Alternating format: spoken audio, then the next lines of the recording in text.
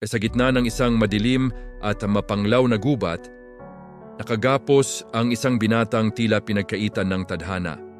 Siya ay si Florante, ang tanyag na anak ng Albania. Sa kanyang pag-iisa, umaaligid ang mga mababangis na hayop, ngunit mas matindi ang hapdi ng kanyang mga alaala ng pagtataksil at nawalang pag-ibig. Inaalala niya si Laura, ang kanyang sinta, at ang mapanlinlang na si Adolfo na siyang nagnakaw ng kanyang korona at kaligayahan.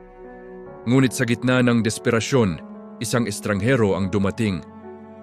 Si Aladdin, isang mandirigmang Moro mula sa Persya na naghahanap din ng kapayapaan sa gubat. Nang makita ang panganib na banta ng mga leon, hindi nag-atubili si Aladdin. Gamit ang kanyang talino at lakas, niligtas niya ang binatang Kristiyano.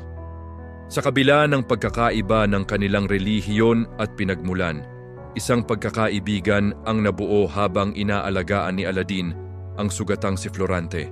Nagkwento si Florante tungkol sa kanyang kabataan sa Atenas, ang kanyang pakikipagtagisan kay Adolfo, at ang unang pagkikita nila ng magandang si Laura. Ibinahagi rin ni Aladdin ang kanyang pait.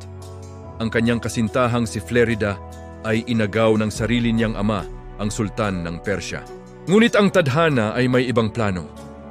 Si Flerida, na tumakas sa Persya, ay napadpad din sa gubat na ito at nailigtas si Laura mula sa kamay ni Adolfo.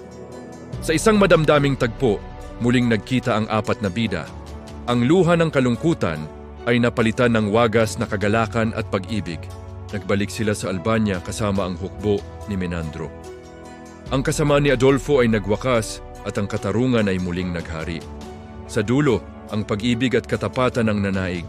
Sila ay namuhay ng payapa, nagpapatunay na ang kabutihan ay laging nagtatagumpay laban sa dilim.